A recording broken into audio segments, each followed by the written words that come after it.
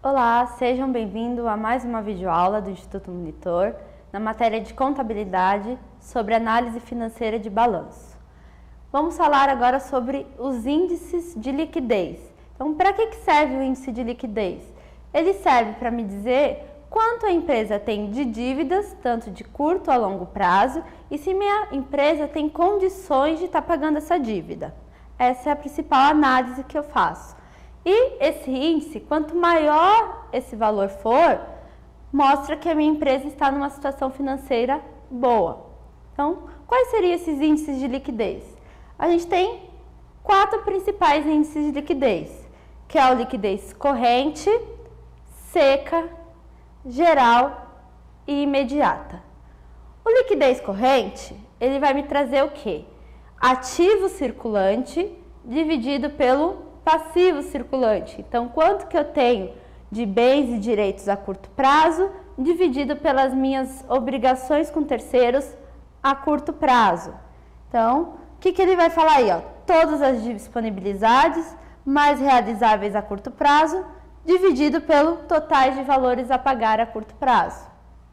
E aí eu tenho aqui, então, eu tenho dinheiro, títulos a receber, o estoque, dividido pelos meus empréstimos, fornecedores, salários, tributos, tudo isso a curto prazo, ou seja, menos de um ano, eu tenho que pagar essas obrigações a menos de um ano.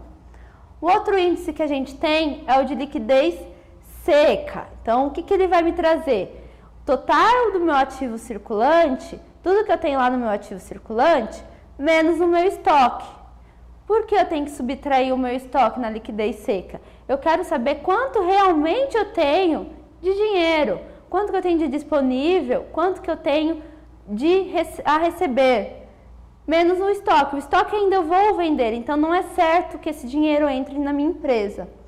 E eu divido pelo passivo circulante, que seriam as obrigações a curto prazo.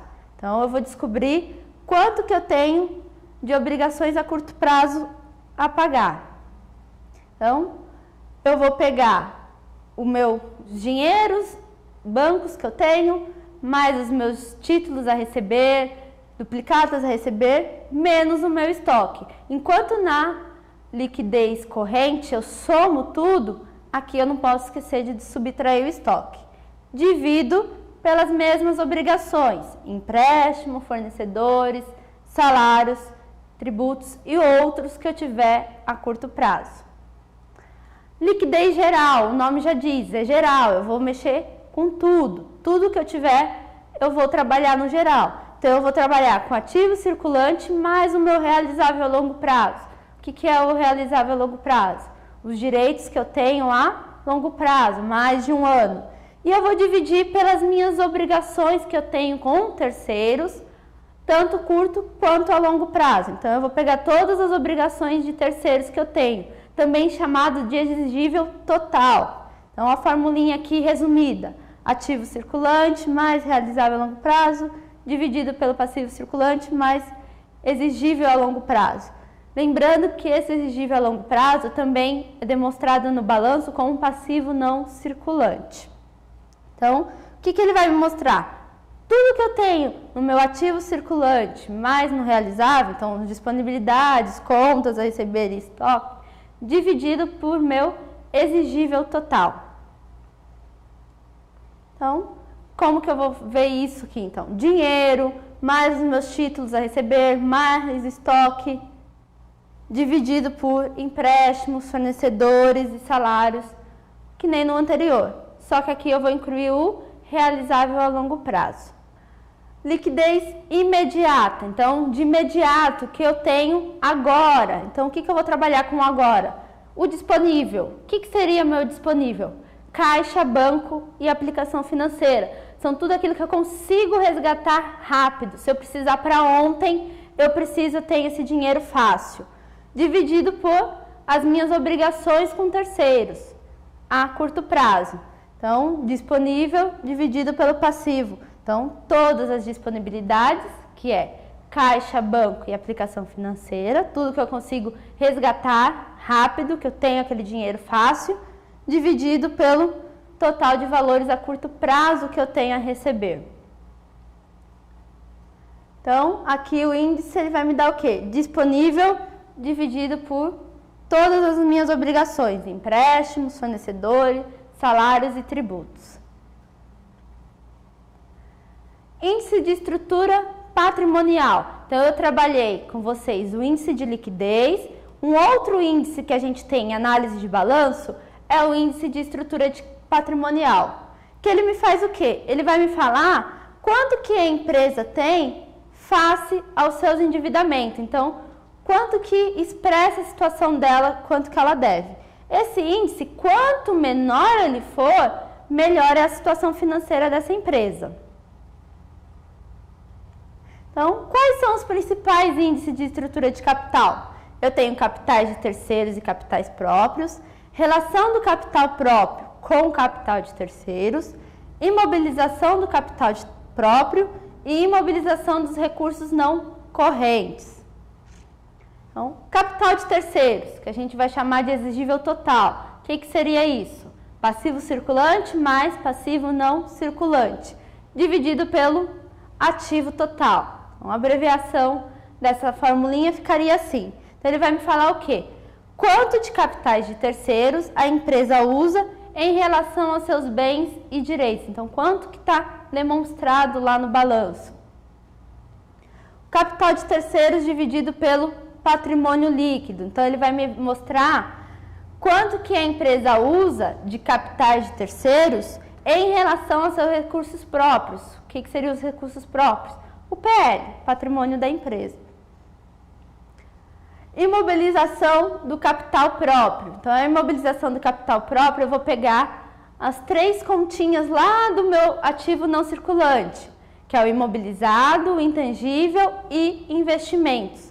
E vou dividir pelo patrimônio líquido. Então, ele vai me mostrar quanto do patrimônio líquido, quanto que os meus sócios investiram na empresa, está lá no imobilizado, no intangível e no investimento. E o imobilizado dos recursos não correntes, ele vai quase igual ao imobilizado do patrimônio líquido. O que muda nele é que eu uso também o passivo não circulante. O que seria? Aquele exigível a longo prazo. Então, é a mesma ideia do anterior, só que eu acrescento o exigível a longo prazo. Um exemplo. Trouxe aqui um balanço resumido com algumas contas principais para usar para calcular isso, para a gente analisar os valores desse balanço. Então, todos os valores estão aqui. Vamos ver os cálculos desses índices. Primeiro índice, liquidez corrente.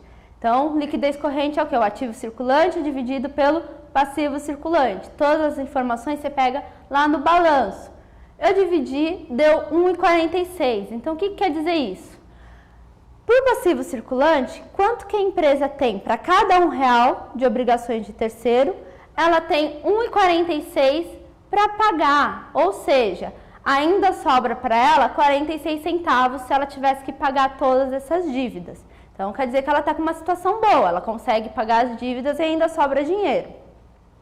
Na liquidez seca, quando a gente tira o estoque, a gente percebe que já não é uma situação boa. Ela quase paga todas as obrigações dela. Ela chega a ter 0,90 centavos, né? 90 centavos. Ela chega a ter o valor próximo, mas ela não quita todas as obrigações dela com terceiros. Fica faltando ainda 10 centavos. No liquidez geral, quando eu pego tanto o realizável a longo prazo, o ativo, eu ajunto tudo, eu tenho R$1,65. Então, ela paga todas as obrigações dela, tanto de curto quanto a longo prazo, e ainda resta 65 centavos para ela gastar.